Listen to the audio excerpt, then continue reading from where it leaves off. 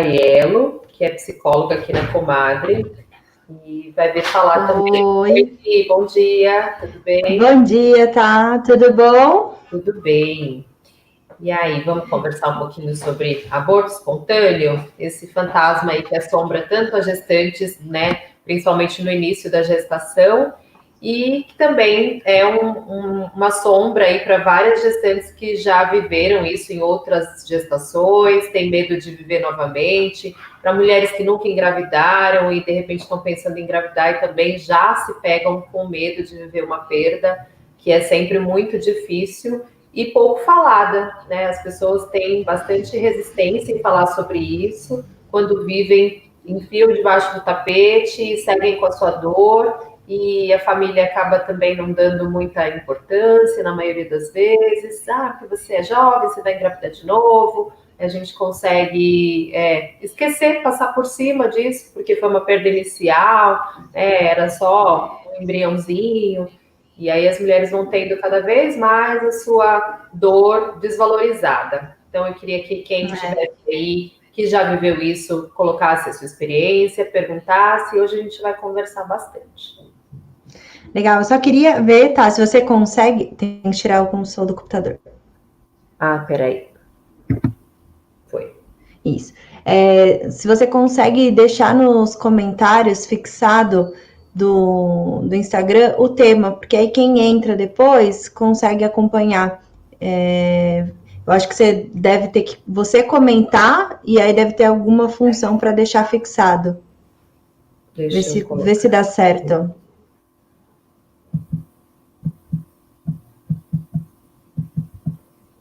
E aí a gente já começa. Porque outro dia alguém pediu isso nos comentários, e aí eu achei interessante. Aí a gente pode fazer isso dias.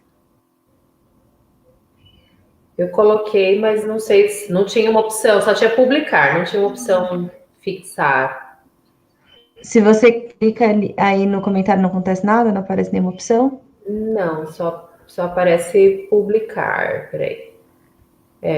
Não aparece. Eu clico em cima, seguro, não tem nada diferente Não para fazer acontece com o meu nada. comentário. Tá, então depois a gente estuda como faz isso. Aí clica para fixar. Mas clica onde, gente? Nos ajuda. Ajuda aí, quem sabe fixar. Clica de novo. Mas clica de novo onde? No comentário. Ah, entendeu. É que eu tava segurando, apertando e segurando. Pronto, fixei. Olha como Aê! vocês ensinam a gente também. Muito obrigada, Maíra. A Má vai estar Bom, com a então, gente já já. Maíra, é bom que você tá por aí, fica de olho nos comentários também, porque daqui a pouquinho você entra no nosso bate-papo. Maíra é psicóloga aqui na Comadre, atua diretamente com as mães, com gestantes, mães no pós-parto, e ela coordena uma roda de perda gestacional aqui na Comadre, que acontecia presencialmente, agora está acontecendo virtualmente, né, online, e ela pode acrescentar bastante nesse bate-papo de hoje. Depois ela vem falar mais sobre o trabalho que ela está fazendo aqui na Comadre. legal. Então, tá, vamos começar falando, então, o que caracteriza um aborto espontâneo? Um aborto espontâneo é uma perda gestacional, né, a parada de desenvolvimento de um embrião, de preferência não, né, que só se caracteriza até 20 semanas de gestação. Se for acima de 20 semanas de gestação ou se o feto tiver mais de 500 gramas, aí já não é mais considerado o aborto, é considerado um trabalho de parto prematuro, né, extremamente prematuro. Então, qualquer abortamento que acontecer antes de 20, qualquer perda gestacional que acontecer antes de 20 semanas é considerado um abortamento. A gente considera um abortamento precoce até 12 semanas, e entre 12 e 20 é um abortamento tardio, porque é menos provável, né, a gente ter uma perda gestacional a partir do primeiro trimestre da gestação, né, depois do terceiro mês. A grande maioria das mulheres tem aquele medo muito relacionado aos 3 primeiros meses. mas pode acontecer ainda o abortamento entre 12 e 20 semanas também, em alguns casos. É mais frequente do que a gente imagina, então é em torno de 20% das gestações que terminam em abortamento espontâneo. Então, em cada 10 mulheres, 2 vão ter um abortamento espontâneo, e aí tem algumas causas prováveis aí para isso acontecer. É por isso que os 3 primeiros meses acabam sendo bem, trazendo bastante ansiedade, né, para a gestante, porque aquele, ai, será que vai evoluir? Será que não vai? Aquela expectativa. E aí você só quer que passe da 12ª semana. Eu não sabia que depois ainda poderia continuar tendo o risco do aborto espontâneo. Mas eu lembro que no comecinho eu só queria chegar na 12ª semana. Eu não estava ansiosa para mais nada, nem para saber se era menino ou menina. Só queria que passasse mesmo esse período de risco. Toda vez que você ia que eu ia no banheiro, eu ficava, ai, nossa, não, por favor, não quero ver nada de sangue, que nada aconteça. E realmente é um momento bem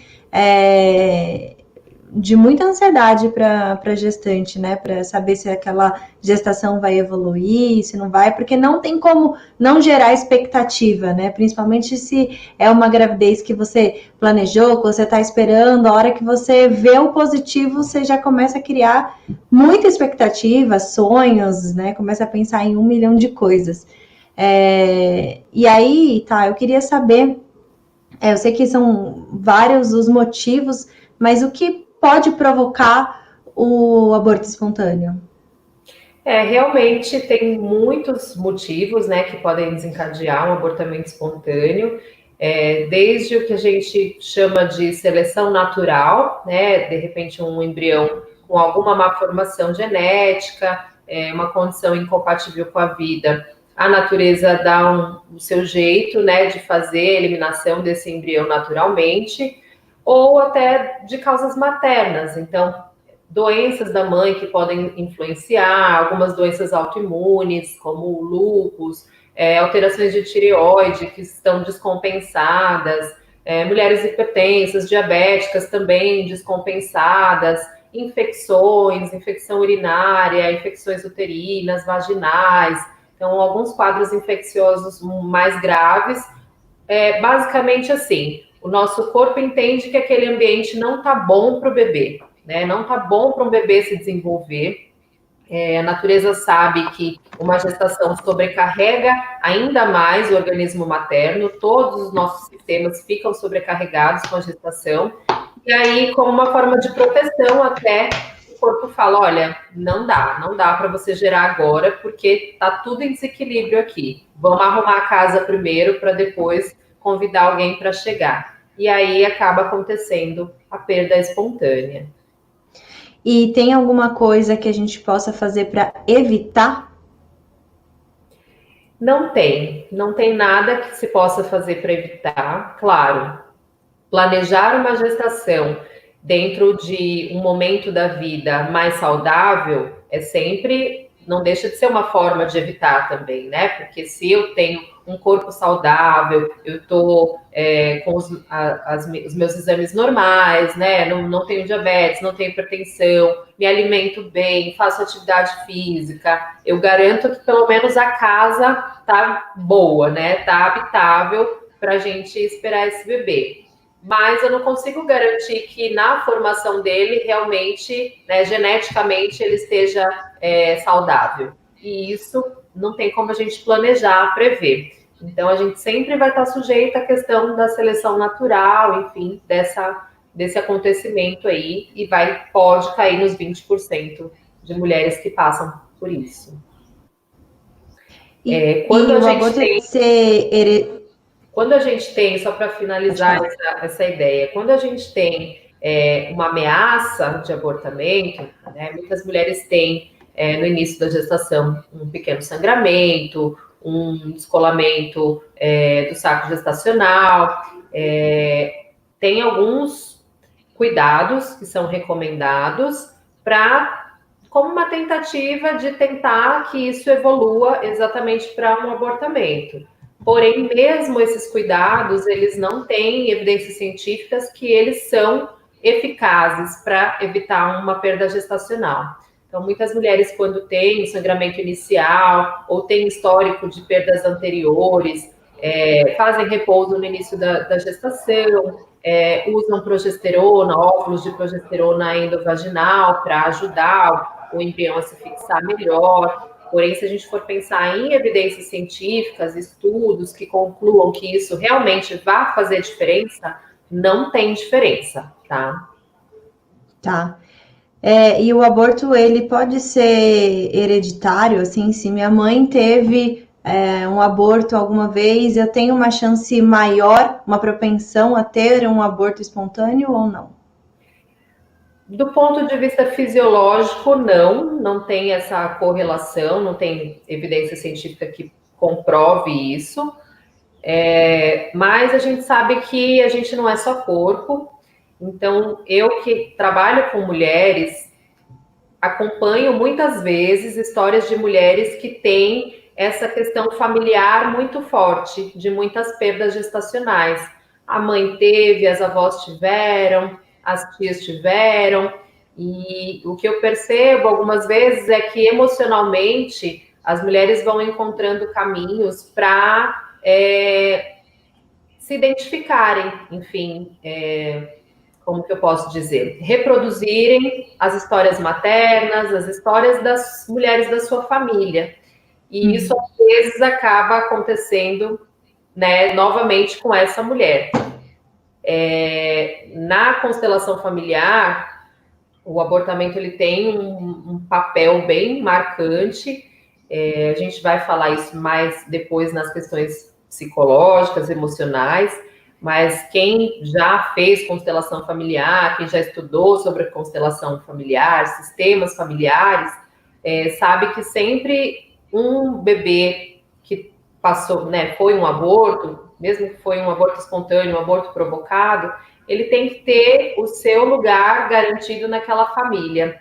Ele tem que ser lembrado, ele tem que ser honrado, de preferência que os outros filhos saibam que tiveram um irmão. Então, eu recomendo muito para as mulheres, quando elas vêm passar em consulta, passam comigo no pré-natal, a gente sempre pergunta do histórico obstétrico, e aí muitas vezes a mulher fala, eu tive um aborto há 3 anos atrás, e agora essa gestação e tal, e tal. E aí é só um aborto há 3 anos atrás. Eu sei que para ela não é só um aborto, né? Ela tem essa marca, né, na sua história, mas muitas vezes ela silenciou essa dor, ela não viveu esse luto, e a vida seguiu, e ela se sente na obrigação de estar grata por estar grávida de novo e estar vivendo uma outra história.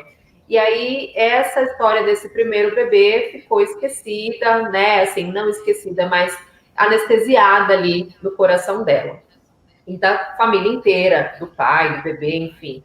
E eu sempre faço questão de falar para elas que elas precisam honrar esse primeiro filho, que não foi só um aborto, foi o primeiro filho dela, que agora ela está grávida do segundo filho, do terceiro filho, dependendo, às vezes ela teve 2 abortos anteriores. De preferência que ela até dê nome para esses filhos, mesmo que foi uma perda de 5 semanas, 6 semanas, ela nem faz ideia se era um menino ou uma menina, mas que ela possa, no coração dela, dar nome para esses filhos, dar lugar para esses filhos, porque isso aparece na nossa vida, ao longo da vida, como uma energia interrompida de vida. Quando a gente está gerando um bebê, a gente está gerando uma energia de vida. E quando essa vida se vai, a gente interrompe essa energia de vida. E interromper a energia de vida, às vezes, traz atravancamentos em várias áreas da nossa vida, e não só da mãe que vivenciou, como dos filhos, dos irmãos, dessa energia de vida interrompida, quando eles não têm conhecimento disso. Tem histórias bem interessantes de, por exemplo, a mulher teve um primeiro abortamento, depois engravidou, o segundo filho nem se conectou com essa história, né, que teve um irmão mais velho.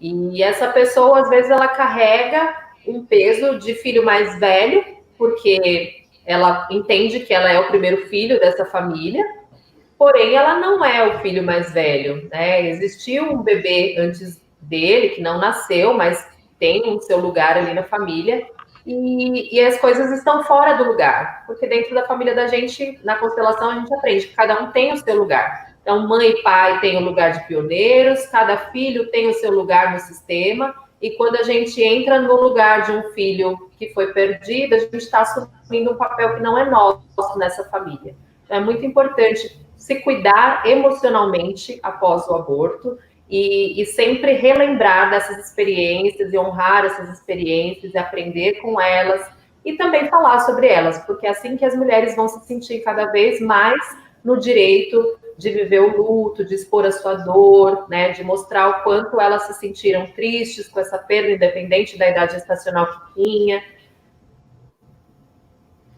Legal. A minha mãe, ela passou por um aborto espontâneo, antes de eu nascer, né? Eu teria aí um irmão, uma irmã mais velha, mas ela sempre contou pra gente, sempre passou pra gente como que foi, os sentimentos que ela tinha com aquela gestação. Ela não chegou a descobrir se era menino ou menina, mas ela, inclusive, ela até guardou o feto assim por um tempo, né? Depois era um vidrinho no formal, eu não lembro, mas a minha irmã mais velha, ela lembra, né? Que ela ficava olhando, tal. Então teve toda esse apego realmente, e até hoje ela lembra com muito amor desse bebê que ela perdeu, apesar de ter sido um momento de muita dor, né?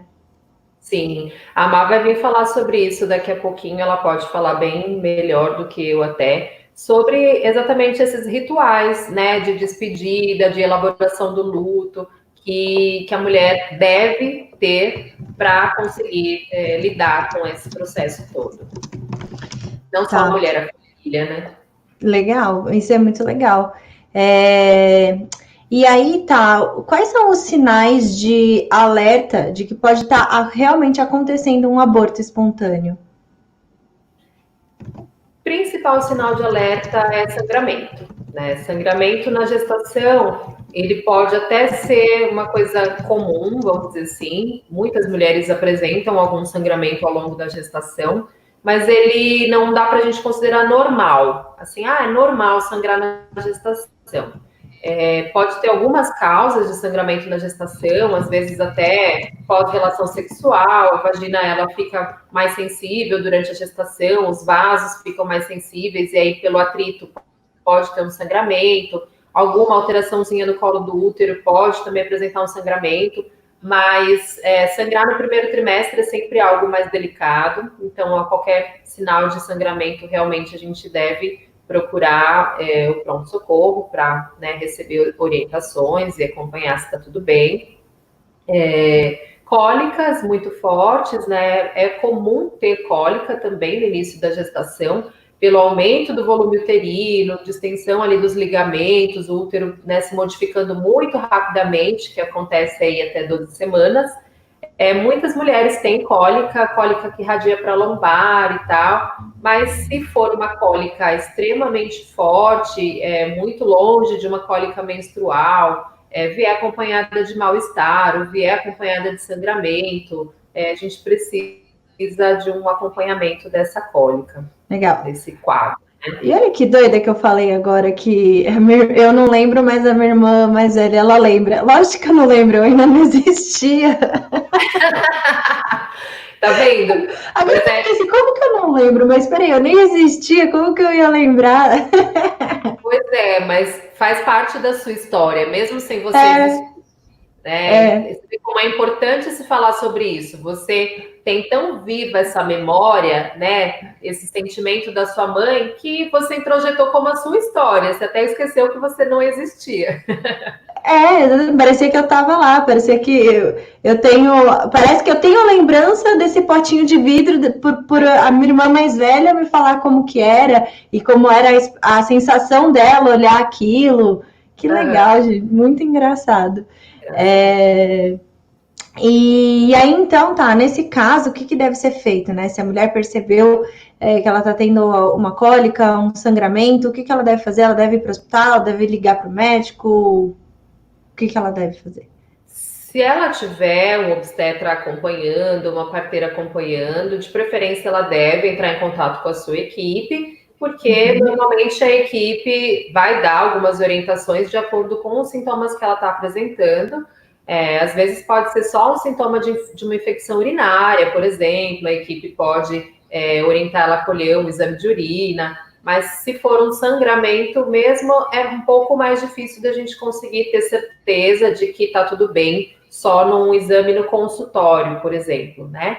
Nesses casos é importante a realização da ultrassonografia, porque aí pelo ultrassom vai se conseguir observar se a implantação da placenta tá bonitinha, né? Se o embrião tá com batimento cardíaco, são coisas que até 12 semanas é difícil a gente conseguir verificar no consultório, porque o sonar ele só consegue pegar a frequência cardíaca do bebê, aquele aparelhinho que a gente tem no consultório, a partir de umas 13 semanas, mais ou menos, porque o útero vai ficando maior, sai de trás da síntese púbica, que é nosso osso aqui da pelve, e aí a gente consegue ouvir no consultório. Então, é mais difícil a gente dizer que está tudo bem só pela escuta do bebê no consultório antes de 12 semanas. Aí teria que ter o apoio diagnóstico da ultrassonografia, muitas vezes também colher uma urina para saber se tem um quadro de infecção urinária associado, que pode ser um dos motivos aí de um abortamento espontâneo, de uma ameaça de abortamento espontâneo.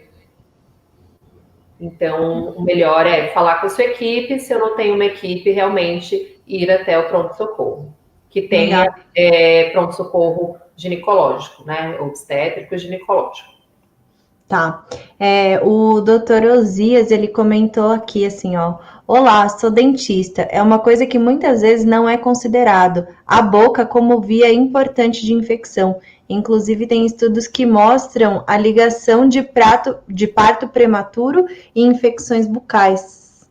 Exatamente. Muito bem lembrado, porque na primeira consulta de pré-natal, eu sempre costumo lembrar as gestantes de quando foi a última consulta, a última visita ao dentista, como é que está o hábito de higiene bucal, que ela deve reforçar, porque tem uma questão mais de sensibilidade da gengiva durante a gestação, precisa às vezes mudar a escova de dente, alguns hábitos, enfim. E muitas vezes o dente é a porta de entrada de bactérias e que causam infecção, e essa infecção vai tornar o corpo um ambiente não bacana para o bebê, e isso vai acabar ou num parto prematuro ou num abortamento, se for antes das 20 semanas.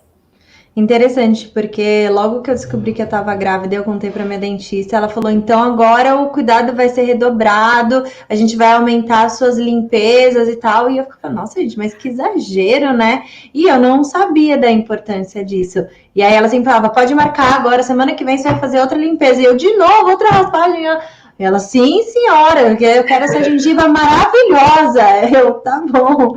Então é legal ter realmente esse cuidado, é importante. O Dias é o marido da Fabiola, viu? Agora sim.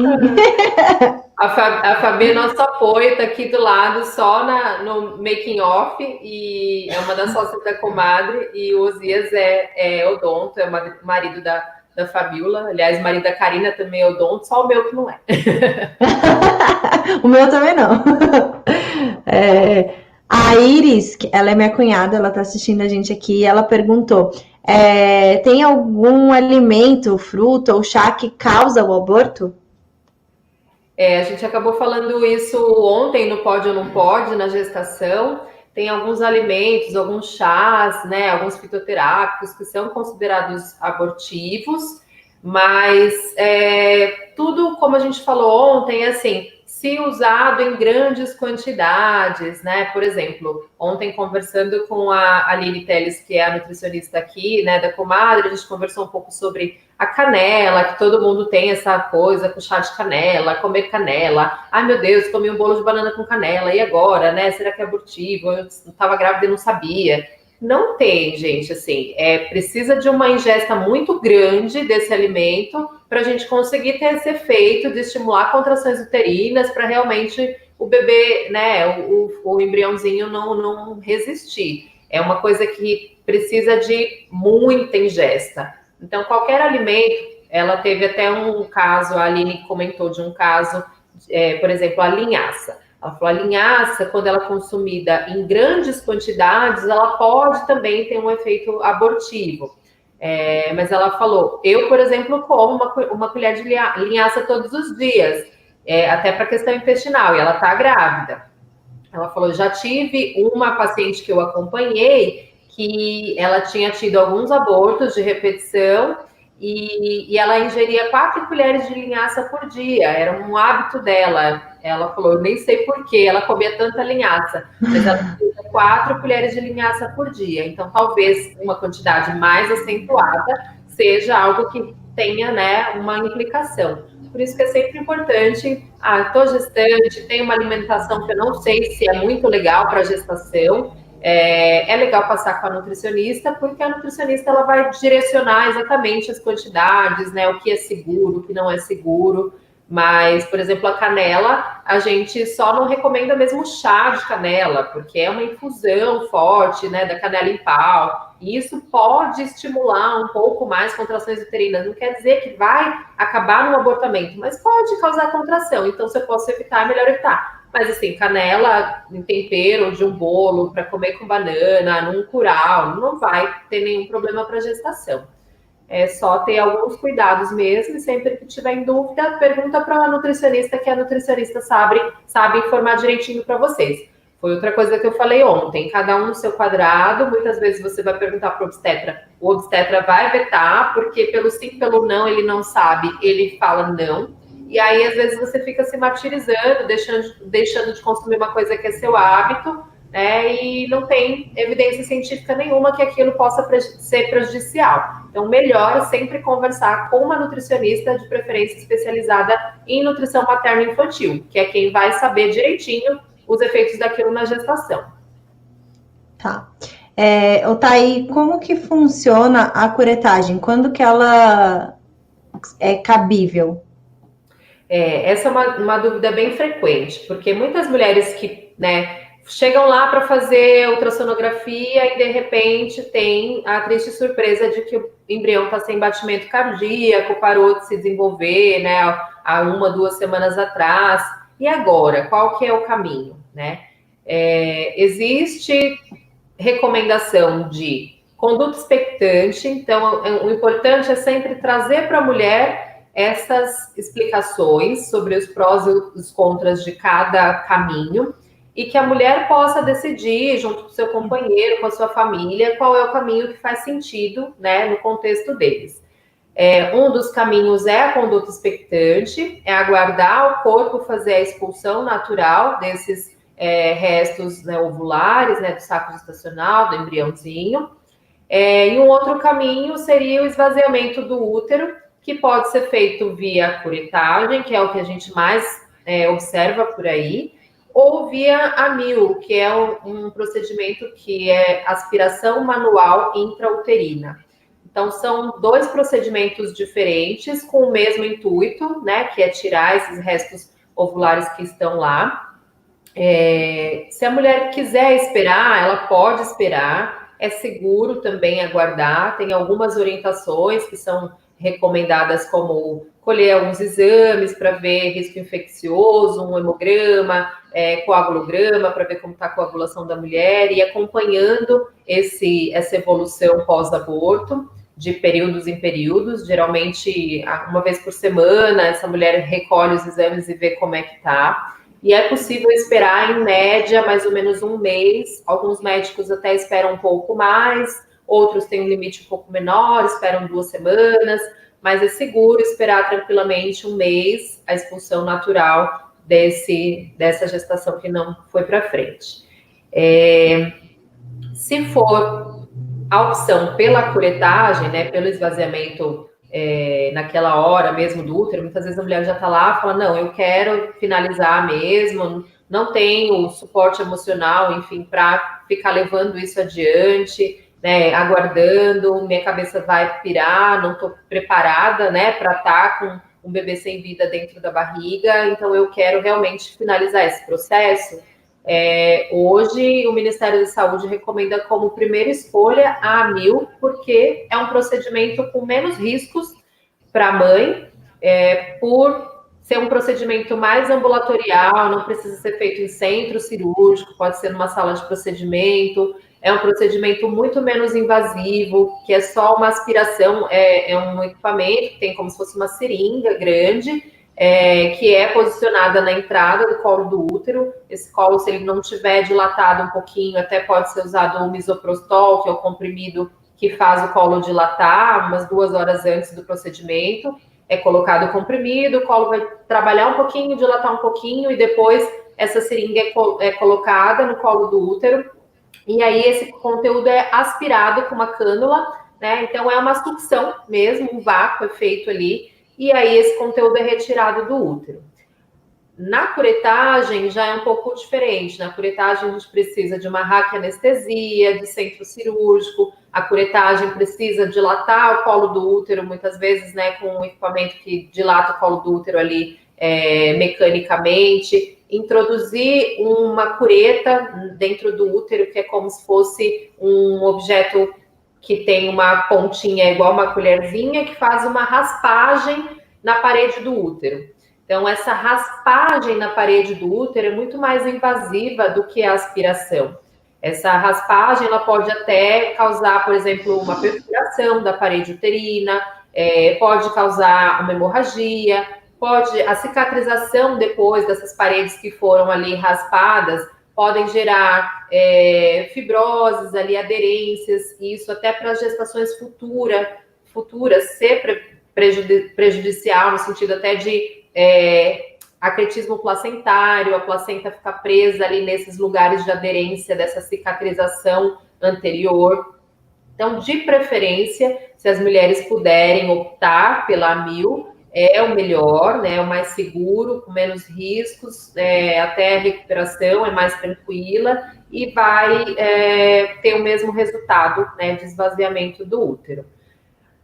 Desde 2016, eu acho que a gente tem uma portaria, ou é 2013 ou 2016, preciso confirmar, mas a gente tem uma portaria que recomenda que todos os lugares tenham disponível a AMIL, para que as mulheres possam ter essa tecnologia, né, como referência no caso de um abortamento, exatamente por ser muito mais seguro do que a curetagem. Mas ainda na prática, o que a gente vê são os lugares fazendo curetagem para todas as mulheres, e muitas vezes, na maioria das vezes, infelizmente, as mulheres não participam dessa decisão. Na maioria das vezes, elas vão até um serviço, fazem ultrassom, têm o diagnóstico, e aí elas já são encaminhadas para o procedimento sem saber que elas têm opções, que elas poderiam aguardar, que elas poderiam ter a AMIL como outra opção, e até, às vezes, o próprio médico dessa paciente, né, ele recebe uma ligação lá do hospital com esse diagnóstico da paciente, e ele fala para o paciente, não, vai para casa e tal, a gente faz a curetagem amanhã, ou a gente espera uma semana e depois a gente faz a curetagem. Mas isso é uma decisão que tem que ser tomada em conjunto, compartilhando, né, os riscos, benefícios, prós e contras com essa mulher, essa família, para que ela faça o que ela se sentir confortável, que o coração dela sentir que é melhor. Entendi. E você acha que é bom a preocupação que alguns casais têm, e você recomendaria que todos os casais aguardassem até completar o 3º mês para poder divulgar a gestação? Eu acho complicado a gente recomendar, porque cada família vai ter o seu jeito de lidar, né, com essa notícia. Na maioria das vezes a gente quer sair falando para todo mundo mesmo, então isso é muito particular. Geralmente, quando a mulher já tem essa sombra, esse receio, porque ela já viveu essa experiência antes, ou porque ela, às vezes, conhece alguém que teve, né, um aborto espontâneo e aí sofreu com essa situação de ter contado tudo antes, geralmente a mulher ela já vem com essa fala, não contei para ninguém ainda a gestação, só vou contar depois do 3º mês, e não é uma coisa que a gente costuma recomendar, não. A gente recomenda muito mais que as mulheres, por exemplo, mintam com idade gestacional, do que não contem sobre a gestação.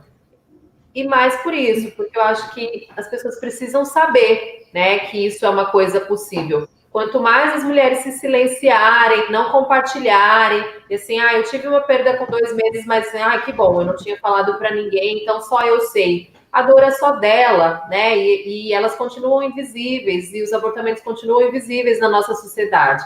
Então, eu acho que as mulheres precisam, as que se sentirem à vontade, falar sim das suas gestações, no momento que elas se sentirem, né, seguras e quiserem compartilhar, e que também, se elas vivenciarem a experiência do abortamento, assim como a gente faz relatos de parto, que a gente possa fazer relatos dessa experiência também para contar para outras mulheres, porque é muito comum, quando surge um relato de abortamento, a gente tem um monte de outras mulheres que vêm e comentam e falam, nossa, eu vivi exatamente isso, eu senti exatamente isso, também me senti culpada, também pensei o que eu poderia ter feito diferente.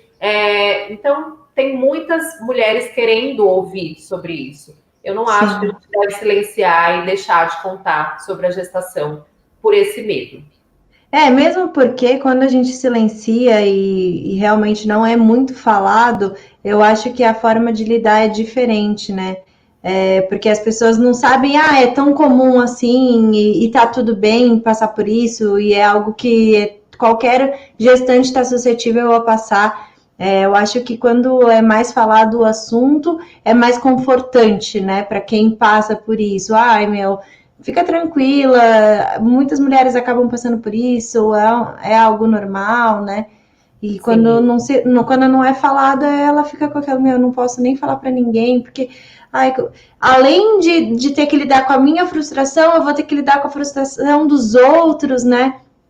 Sim, e às vezes ela tem amigas que estão gestante junto, né? A irmã de barriga que a gente fala, e aí você sofre a perda, você fala, nossa, como é que eu vou falar agora para minha amiga? Porque ela também vai ficar com esse medo, como é que ela vai vivenciar essa experiência da minha perda? Tudo isso é delicado, mas eu acho que faz parte das relações humanas, a gente tem que entender que cada um tem a sua história e cada um vai viver, né, o que tiver que viver e da forma que tiver que viver.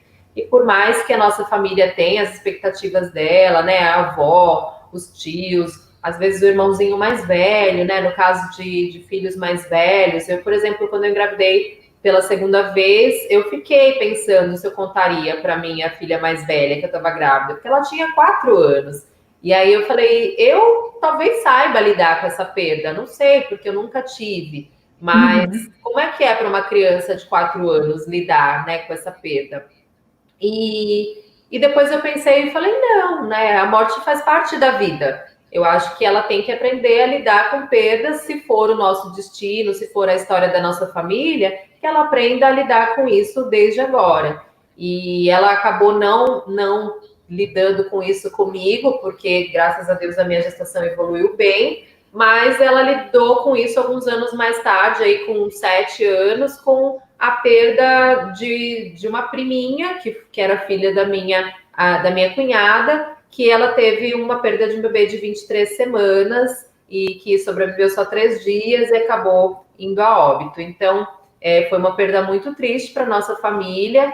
Ela e a minha filha mais nova e a outra priminha delas, elas ficaram, né? Mas mãe, nossa, por que a Elô foi para o céu? Elas estavam naquela expectativa, vendo a barriga da tia crescer. E aí a gente vai trazendo explicações sobre o que é a vida, sobre o que é a morte. Elas fizeram carta de despedida, elas pediram para ver imagens. Como é que é um bebê quando nasce desse tamanho? Aí a gente vai para o Google mostrar a imagem de fetinho, explicar por que é tão difícil para um feto sobreviver nessa idade gestacional aqui fora.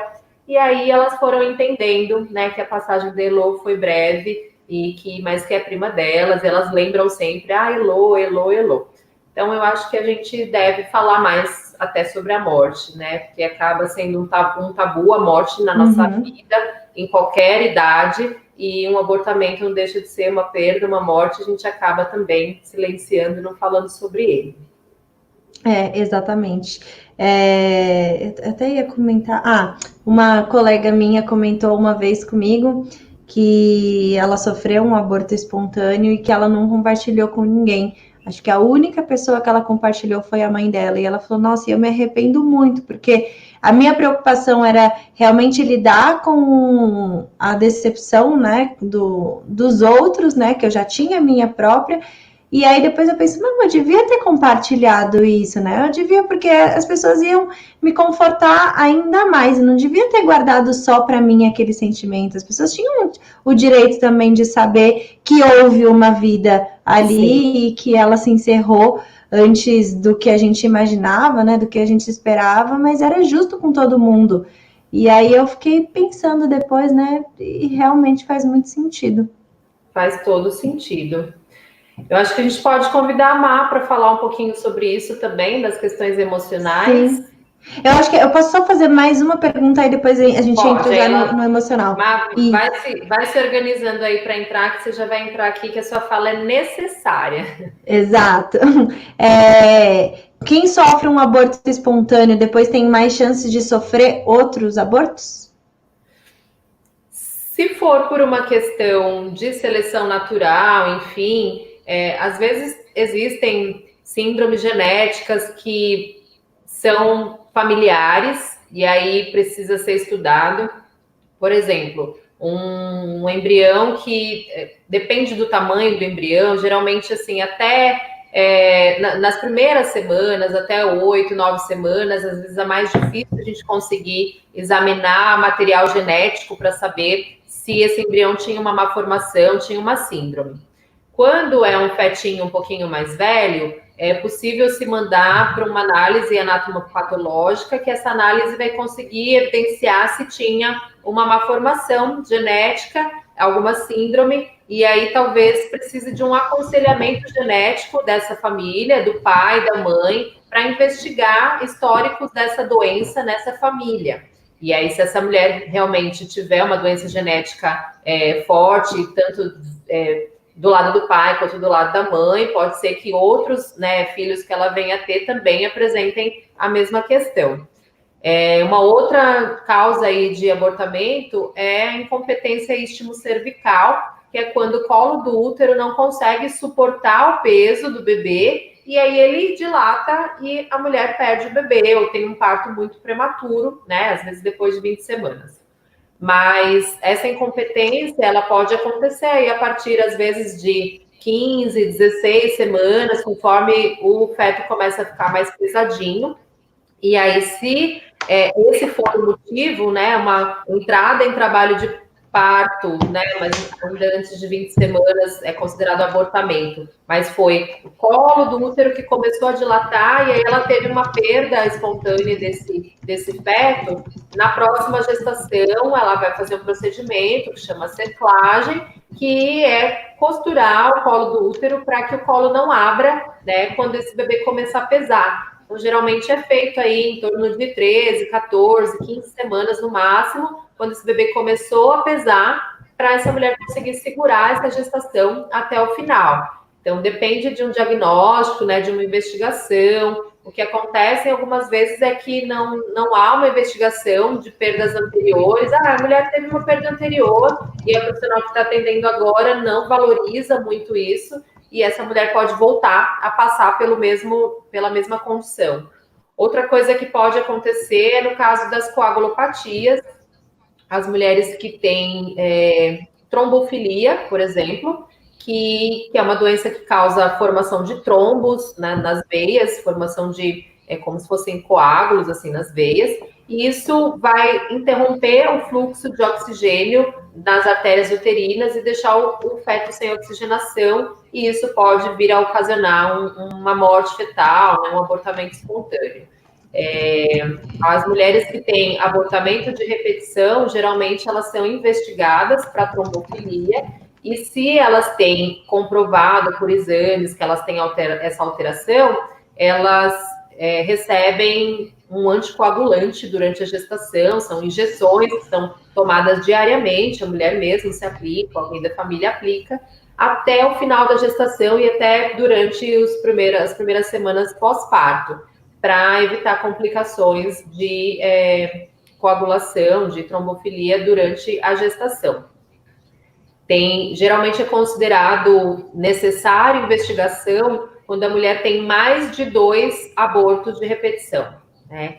Até 2 ainda é considerado dentro daquela seleção natural. Se ela tiver uma terceira perda, aí é considerado assim, passível de investigação genética e de trombofilia, para ver se tem algum quadro que está ocasionando essas perdas de repetição. Tá. Entendi. Então tá. Então, gente, eu vou abandonar vocês aqui no Instagram para Maíra poder entrar. Eu vou continuar lá no YouTube, no Papo de Comadre. Quem quiser acompanhar nós três pode ir lá ou pode ficar aqui. E aí vocês continuam. Acho que vocês vão conseguir me ouvir ainda. A gente vai fazer uma gambiarra aqui, vamos ver se vai dar certo. Beijo, Tavo. A gente se vê. Daqui a pouquinho a gente se fala lá no YouTube. Pede para Má pedir entrada. Tô vendo aqui se tem alguma pergunta. Oi, Maíra. Mande agora aqui, que a Maíra vai entrar, vai falar bastante sobre apoio, questões emocionais mesmo, durante esse processo. Oi, Má, você já está aqui no... Acho que a gente não está conseguindo te ouvir, Má. Quando eu falo que a gente vai fazer uma gambiarra, é tipo uma gambiarra mesmo, tá, gente? A gente faz um milagre aqui para poder transmitir no YouTube, no Instagram e ter 3 pessoas conversando ao mesmo tempo. Porque a gente, e agora, me ouve? Do negócio agora sim. Elaborado. Que lugar bonito! Mais elaborado. Obrigada. Vim pro máximo. A gente até fala, né? Quando a pessoa mora em lugar com quintal, ou então mato, assim, já é um privilégio nessa quarentena. Na verdade, eu moro em apartamento, mas estamos de quarentena há quase 40 dias aqui. Ai, que maravilha! Aqui, não mesmo. Com as crianças, para dar um respiro para elas e para nós. Importante. Importante. Tem essa oportunidade, vale muito a pena. Eu solicitei lá no Instagram. Você solicitou no Instagram? Já. Uhum. Pronto. Agora tá tudo certo. Mas você não tá no Insta? Já solicitei. Mas cadê que eu não tô vendo a sua solicitação? Entra lá, solicitações. Vê se aparece meu pedido. Ah, tá aqui. Peraí. Tá com um delayzinho, eu acho. Pronto. Pronto. Vocês estão me ouvindo bem? Eu estou ouvindo bem. Beleza. A Má chegou. Agora eu estou ouvindo... Precisa deixar baixinho o som do celular. Do celular? Então, pera. Sim. Mas se você tá de fone, por que tá saindo? Eu tô de fone. Eu acho que tá saindo do microfone daqui, não é? Não. Do microfone do computador? Sei lá por quê. É da Maíra, talvez, então. Talvez da Má. Deixa eu tirar, então. Tirei o som total. Pronto. Melhorou? Melhorou. Pronto. Agora eu tô ouvindo Maíra nesse... Liara nesse fone. Empresta um outro fone, o outro branco, só para deixar os dois conectados aqui, não vazar. Obrigada. Melhorou? Ou ainda tá vazio? Eu acho... Não, acho que agora eu não tô ouvindo mais. Tá, porque eu tirei aqui, mas às vezes eu não... Gente, eu queria começar a fazer uma pergunta para vocês. Vocês acham que as mulheres, elas se sentem culpadas quando acontece um aborto espontâneo? Diga aí, Má, se apresente, fale um pouco do seu trabalho e já responda essa pergunta, que é tão importante.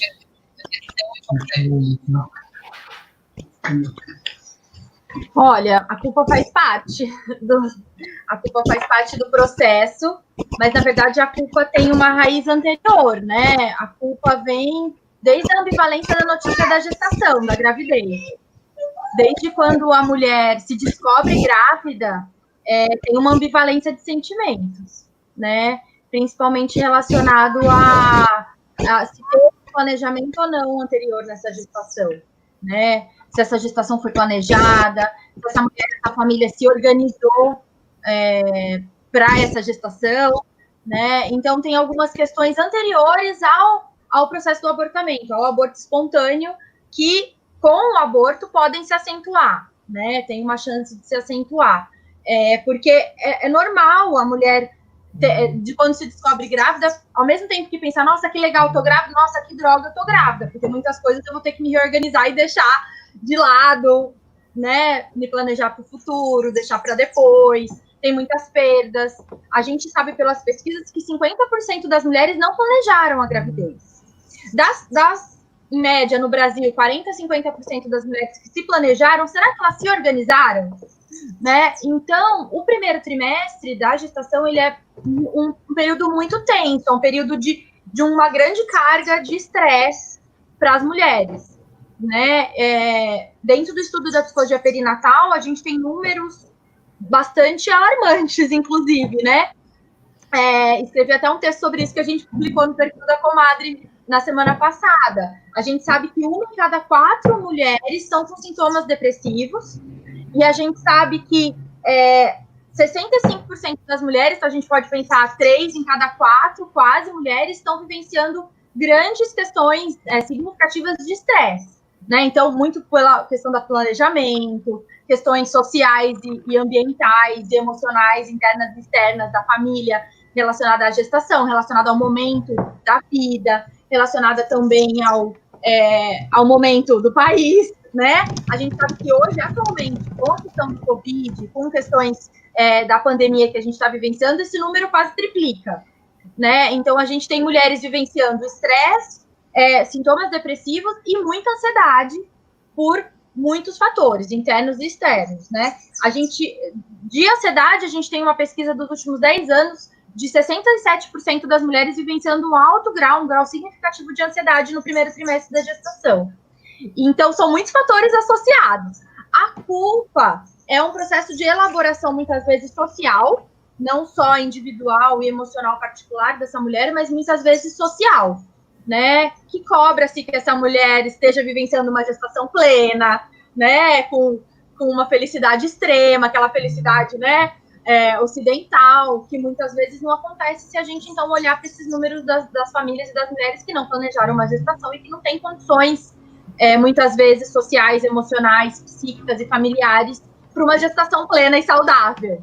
Fora as questões físicas que a Thaís comentou agora, né?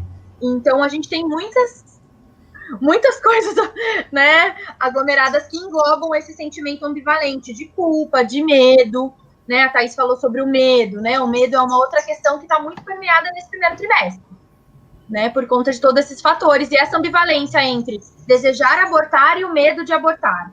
Então, a gente sabe que muitas mulheres também vivenciam esses pensamentos, né? E muitas chegam até nós, na Comadre, né, e até mim, no trabalho, né, psicológico, falando assim, será que eu produzi esse aborto, a culpa foi minha, a responsabilidade foi minha de ter vivenciado um aborto espontâneo, porque eu pensei lá no começo da gestação, nossa, que problemão, que difícil, como fazer para lidar, não quero esse filho, né? Mas a gente sabe que não é uma questão, a gente tem uma decisão, senão muitas mulheres que desejam não vivenciariam, né? Então a gente sabe que não é uma questão de autorresponsabilidade, de culpabilização individual, são muitos fatores envolvidos, como a Thaís já mencionou. É super importante a Má ter falado sobre isso, porque é uma das coisas que aparece muito e que as mulheres têm vergonha de falar, né? Eu pensei em como seria se eu abortasse espontaneamente. Que seria um problema menos, porque já é o terceiro filho, eu não tinha planejado, enfim, é um filho de uma relação que eu não imaginei engravidar, eu nunca quis ser mãe. E aí, quando veio, né, esse positivo me pegou assim, totalmente de surpresa. E eu desejei, né? Ir ao banheiro e de repente tá sangrando. Só que aí fui me acostumando com a ideia, fiz o primeiro ultrassom e não sei o que, tava tudo bem. E aí, de repente, realmente a perda veio. E aí, quando a perda veio, eu descobri que eu queria.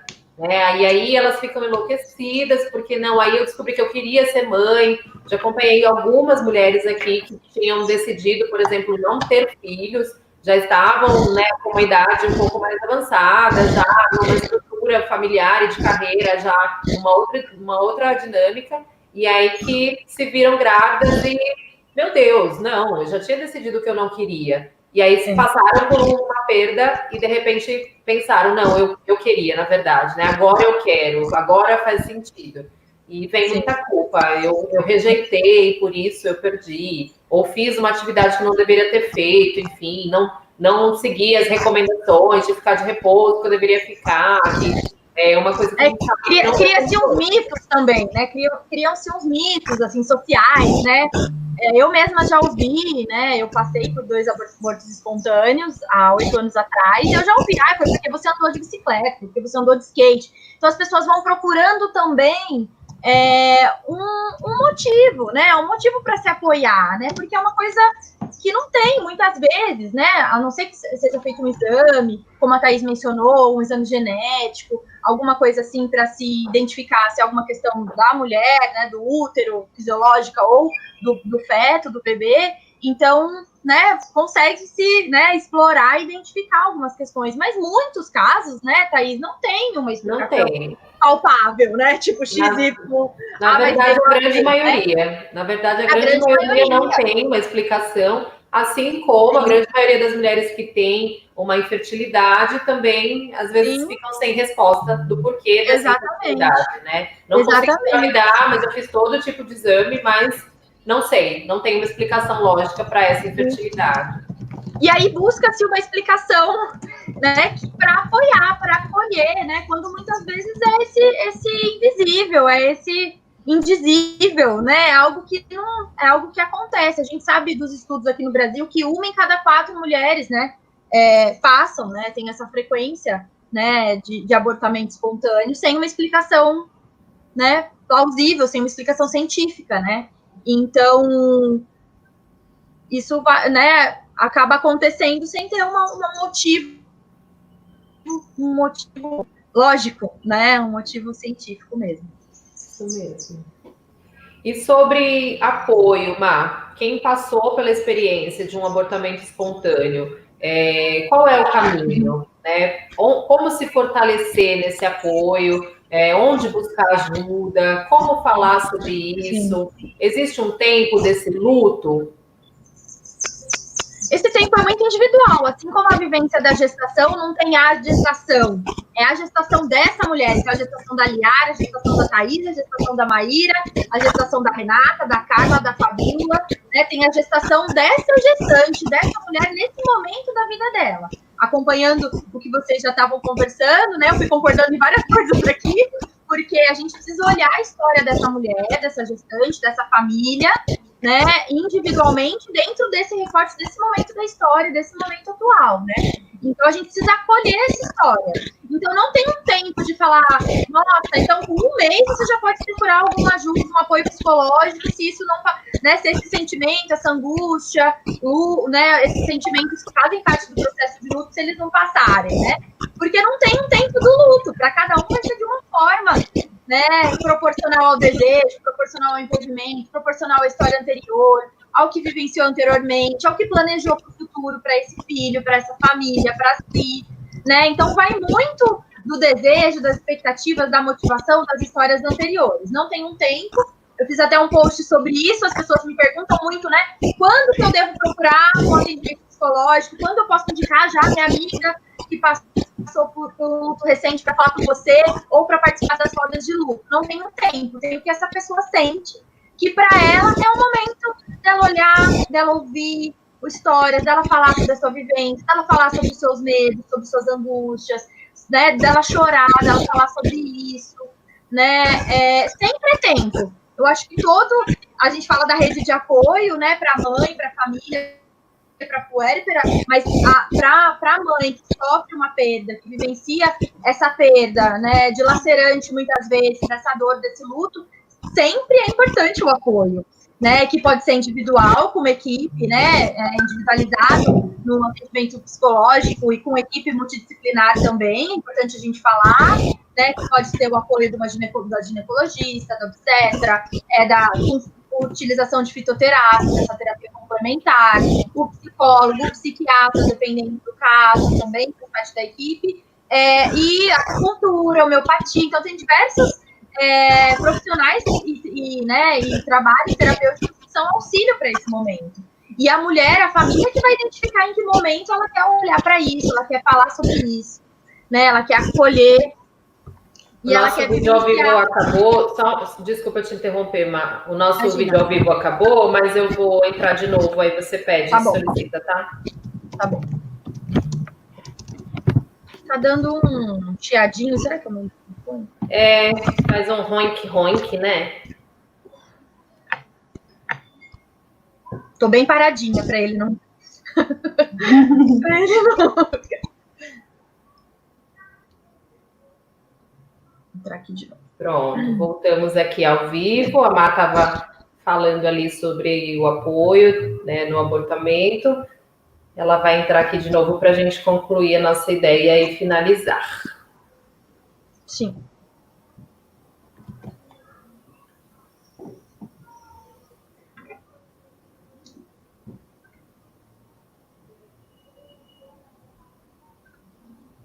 Oi, Má, voltou.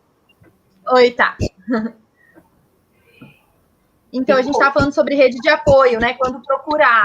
Eu queria só complementar que você até comentou que muitas mulheres, muitas mães, muitas gestantes têm o receio nesse primeiro trimestre de contar se está grávida, se está gestando, até por medo da perda e por medo de explicar, de ter que contar isso.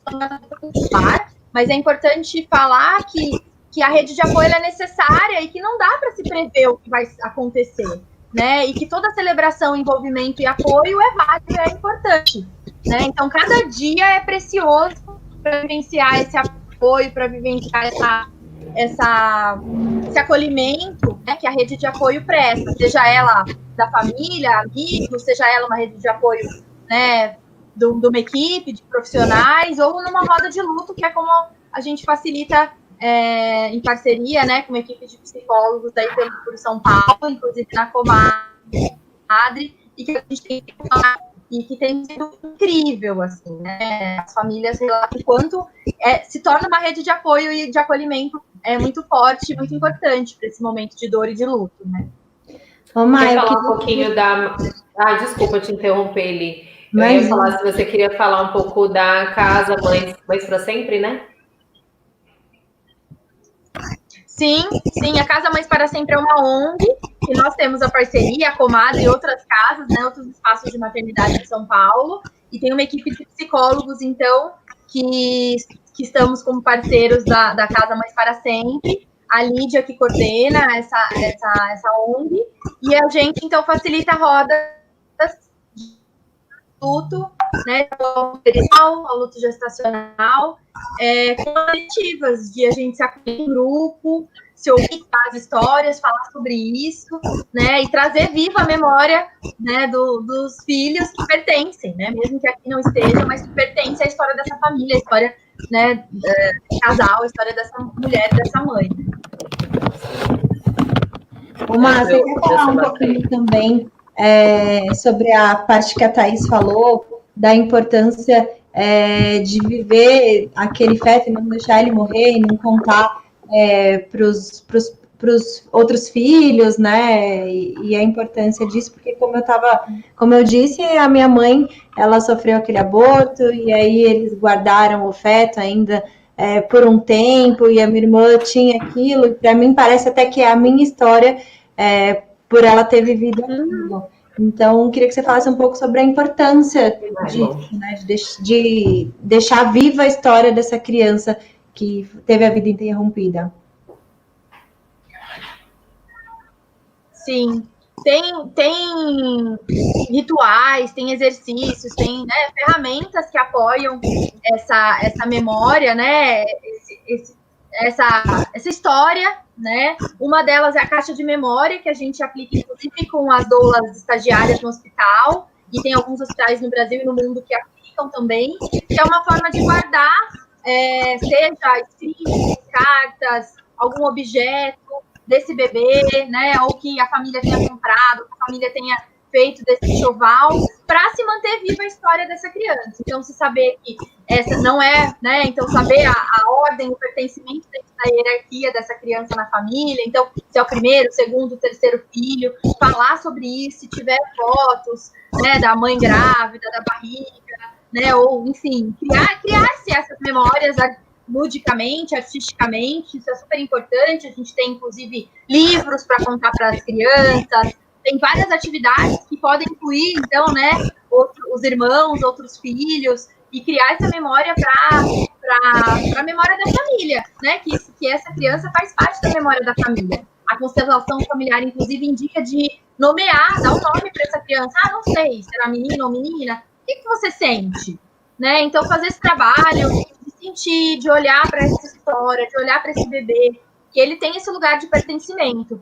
E isso é muito importante para o acolhimento da própria mulher, da família, né? E da história dessa criança. Então, isso é muito rico, isso pode ser feito de uma forma lúdica, leve, no tempo dessa família entender que pode ser saudável, que pode ser viável, importante, também não tem um tempo específico, mas dar-se um nome, né, resgatar, criar um lugar para essas memórias, fotos, cartas, objetos, enfim, criar essa caixa de memórias e esse nome dessa criança, né?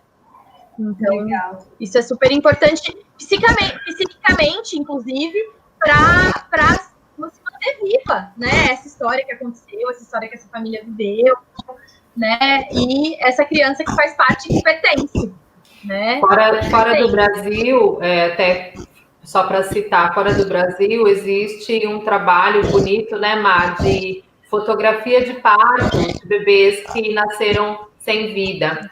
E são fotos lindas. Você olha assim, quanta emoção naquela foto. E aqui, sim, o que a gente tem na maioria das vezes são mulheres que são desencorajadas a ver o bebê quando nasce sem vida, né? Ah, não, é melhor você não ver. Quando a mulher já chega em casa, a família já tirou, desmontou todo o quarto, doou tudo, para que ela não tenha lembrança, como se isso fosse possível, né? Então, por favor, quem aí está nos assistindo, passa essa informação à frente. As mulheres precisam participar desse processo e fazer isso quando elas se sentirem prontas para isso, e se elas se sentirem prontas, se elas quiserem. Elas têm que decidir se elas querem ou não ver o bebê.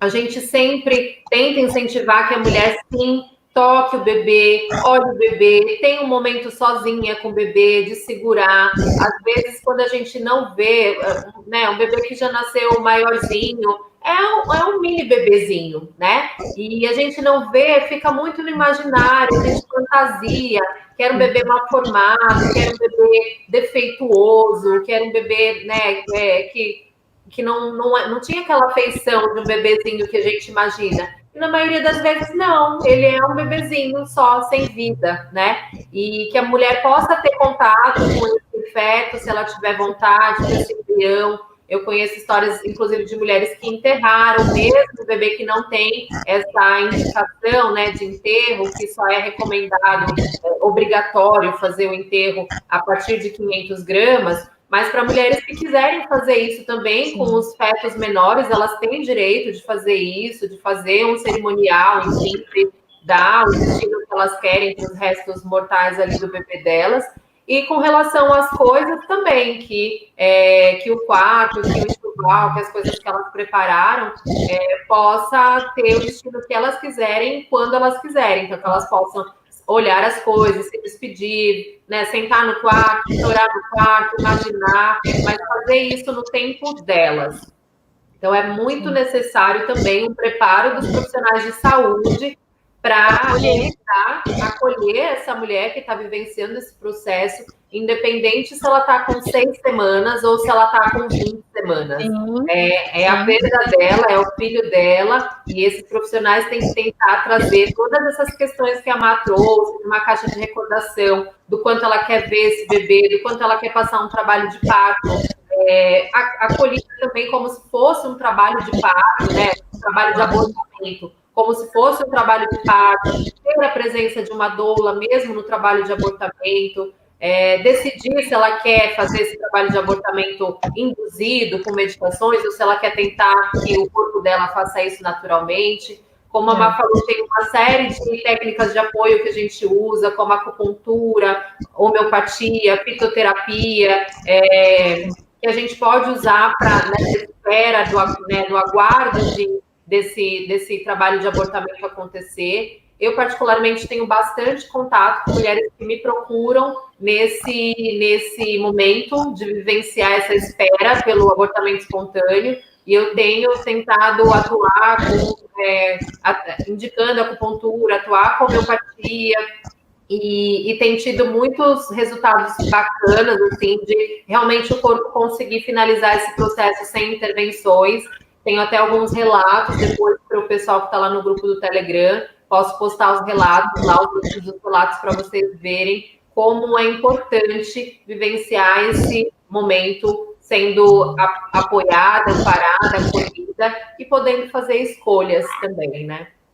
A minha mãe até ela está assistindo aqui e ela perguntou sobre fazer um batismo espiritual da criança. Super importante. Super legal. Sim.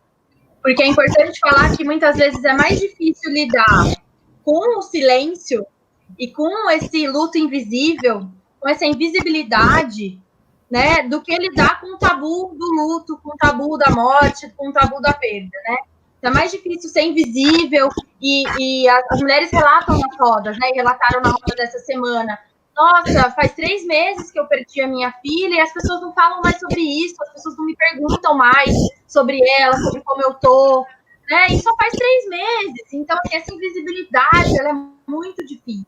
Então, a gente ter pessoas que acolhem, que são sensíveis e que falam sobre isso, que perguntam, é muito importante. É importante saber que esse filho, por que você não vai falar, não é que esse filho vai ser esquecido, não vou falar, não vou ativar uma memória, um sofrimento. Não, esse sofrimento está lá. Provavelmente esse sofrimento e essa dor vai ser para sempre, mas ela vai ser transformada, né, em saudade, em amor, né, em honrar a história dessa criança, né, em honrar esse bebê, né. Então, o tabu de não falar, né, que a gente vive sobre a morte, sobre o luto, sobre a perda, ele é maior, ele sufoca mais, né? E a gente tem relatos também, né, Tá, de que as mulheres que não tiveram a oportunidade de se despedir depois do parto, né, desse bebê, de fazer um ritual, de ritualizar de alguma forma, se arrependem depois. Então, tem hospitais que, inclusive, guardam uma foto, a marca do pezinho, né? Enfim, essas memórias desse bebê, às vezes até por 5 anos, porque tem pesquisas que mostram que essa família, depois de um tempo, vai até o hospital e procura. Então, quanto nós profissionais também somos a memória dessa família e desse bebê que viveu e que a gente acompanhou, né? Enfim, então, é importante falar sobre isso, sim. E o quanto mais a gente fala, mais a gente percebe que muitas mulheres foram silenciadas e não falam sobre isso, né?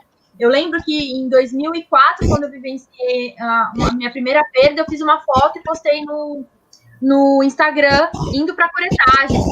Teve uma chuva de posts, as pessoas falando, nossa, não acredito, né, que você está postando isso numa rede social, que é só felicidade e alegria.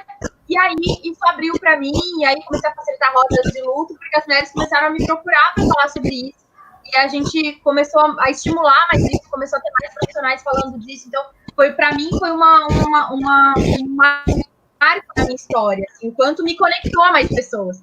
Porque é isso, né? A gente falar sobre as nossas dores nos conecta ao outro. É ponte, não é muro, né? Então, é importante a gente falar sobre isso, porque a gente cria ponte com as outras pessoas, a gente cria ponte também com as nossas dores, com os nossos sentimentos, e isso é curativo, né? É curador, né? Então, a ansiedade, o medo, faz parte, mas a dor, a saudade, né, o amor, ele pode ir se transformando, né, com esse trabalho de apoio, de acolhimento, com a rede de apoio. Muito legal, Má. Obrigada. Má, muito obrigada pela sua participação aqui, foi muito importante. Agradeço muito. E obrigada, Tá, por mais um dia de live. Eu acho que, além de ser um tema, como a gente falou no começo, mais difícil de ser falado, ele é totalmente necessário, né, para a gente poder levar apoio às mulheres e às famílias que passam por isso. Então, acho que esse vídeo vai ser muito importante e ainda vai repercutir bastante, né, porque daqui a pouco a gente vai deixar ele disponível e que ele realmente alcance vidas de mulheres e famílias e seja transformador, né, que a gente consiga levar isso para frente. Estou muito feliz de fazer parte disso. Ai, fala, Má. Quero agradecer. Não, quero agradecer e fazer um convite, né? Que a gente está fazendo, então, as rodas de luta online. A gente vai ter uma roda na semana do dia... Provavelmente vai ser na quarta-feira, dia 6 à noite. A gente vai postar no perfil do Instagram da Comadre. E a gente convida as mães, as famílias, né? Que estão vivenciaram, que estão vivenciando, que queiram contar suas histórias, ouvir histórias. Paradoxalmente, é um grupo lindo e muito emocionante, porque a gente se conecta muito e a gente sai de lá muito mais leve, muito emocionado, muito tocado. Então, quero só deixar esse convite para as famílias, né, e para convidar, para participar das rodas de luto que a gente está fazendo. E a gente sabe que as datas, a gente está se aproximando do Dia das Mães, a gente sabe que as datas são eventos norteadores para né, para ativar sentimentos, emoções desafiadoras também. Então, a gente quer ser apoio e, né, e enfim, rede para essas famílias, né? Isso mesmo. Participem, gente, porque é demais. É muito bom poder falar sobre isso no ambiente seguro e no ambiente onde está todo mundo ali para tentar te ajudar, né, nessa jornada aí de vivenciar esse luto tão difícil. Obrigada, meninas. Obrigada, Má. Foi incrível, né, ter você aqui hoje. É sempre muito bom conversar com você. Li, obrigada pela companhia hoje. E amanhã estamos aqui de novo no nossa bate-live. Agradeço muito o convite. Amanhã a gente vai falar sobre o cordão umbilical enrolado no pescoço, que aí envolve muitos mitos, né? E aí a gente vem para desmistificar isso daí e falar se é realmente um risco ou se não é. Então, muito obrigada, meninas. Até amanhã, tá? Logo mais a gente posta o horário para quem estiver acompanhando. Um beijo, até amanhã. Beijo, gente. Beijo, tchau, Má. Tchau, Má.